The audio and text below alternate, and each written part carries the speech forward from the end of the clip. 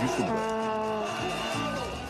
L'actualité du jour, vous savez, c'est la victoire des Lions. C'était donc l'élément de Ibrahim Ndong. Et nous reparlons de la visite du chef de l'État dans le sud, en Casamance. Le président Bassirou Diomaye Diakhar Faye a visité le parc agro-industriel d'Adéane, un projet qui fait partie des agropoles sud qui va créer à terme plus de 14 500 emplois et 125 milliards d'investissements.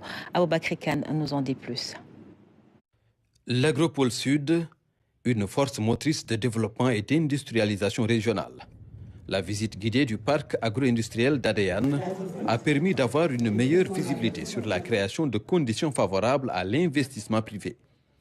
Une marche irréversible vers la transformation industrielle des produits agricoles, tout comme la fourniture d'intrants et de services. L'agropole sud donc, crée des conditions favorables à l'investissement privé en offrant des infrastructures et des services et également des partenariats avec tous les acteurs qui sont au niveau de la chaîne de valeur.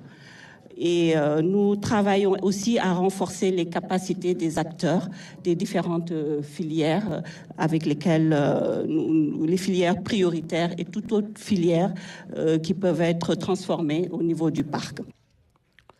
L'objectif est aussi de contribuer à l'amélioration des conditions de vie des populations, ce qui passe par la création de valeur ajoutée sur les produits agricoles et l'augmentation durable de la productivité des filières agro-industrielles prioritaires. Voilà un cadre physique qui traduit cette vision que nous avons de mettre les entreprises dans des conditions qui leur permettent de performer et de grandir. Mais surtout, de saisir tout le potentiel de la Casamance de façon générale pour ce qui est du volet production et transformation. Des mécanismes d'intervention consacrent également un important volet accompagnement aux PME-PMI dans la transformation agro-industrielle. Ce volet, c'est du faire-faire, c'est-à-dire que nous avons des conventions avec des structures de l'État dédiées, telles que le bureau de mise à niveau, telles que l'Institut de technologie alimentaire, l'Association sénégalaise de normalisation et également l'Association sénégalaise pour les exportations. Avec eux, nous signons des conventions autour de 300 millions de francs CFA qui permettent d'aider ces PME qui sont destinées à s'installer au niveau de nos parcs, d'être à niveau, de respecter les normes, d'avoir un contrôle qualité de leurs produits, d'accompagnement technique, de l'incubation, de la formation, de l'appui conseil.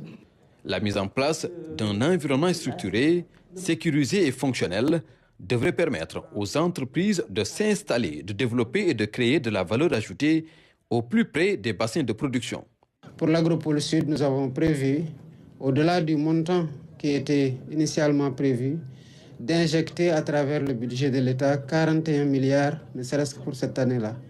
Et nous faisons pareil à l'agropole centre où un montant de 50 milliards est prévu pour l'année 2026. L'occasion pour le président de la République Bassirou Diomaye Faye de lancer un appel aux acteurs économiques.